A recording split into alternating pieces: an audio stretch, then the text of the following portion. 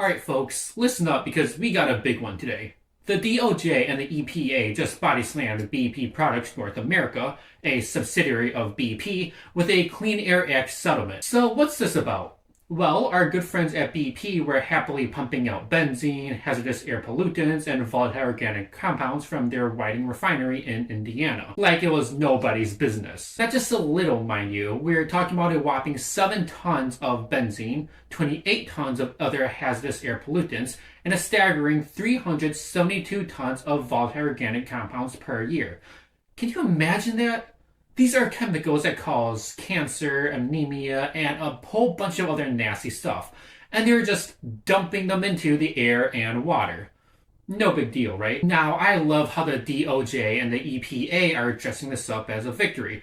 Assistant Attorney General Todd Kim is saying that this settlement sends an important message to the refining industry. And the EPA's acting assistant administrator, Larry Starfield, is talking about the hundreds of tons of harmful air pollutions a year that will be reduced. And sure, it sounds good when you put it like that, but let's be real here.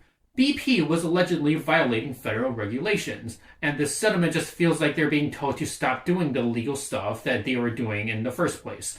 It's like they were caught stealing cookies from the cookie jar, and now they're promising to not steal any more cookies from the cookie jar. A promise, by the way, that is backed by a $40 million financial penalty, which is the largest civil penalty ever secured for a Clean Air Act violation. But to a corporation the size of BP, that's just the cost of doing business. Don't get me wrong. It's good that they're going to have to start reducing their emissions. Part of the settlement requires that they install new equipment to control the pollution, which is great. They're also going to be setting up 10 air pollutant monitoring stations to keep an eye on the air quality around the refinery. And yes, they have agreed to a $5 million project to reduce diesel emissions in the local community.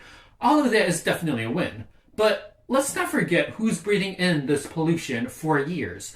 The local communities filled with low-income and minority residents who have been disproportionately affected by the actions of BP. These folks are the real victims here. And it's not just about having cleaner air to enjoy.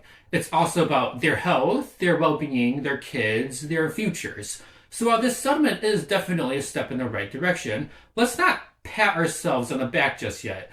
There is still a long way to go. Remember to like this video, comment down below, and subscribe for more videos on corporate crimes against the environment.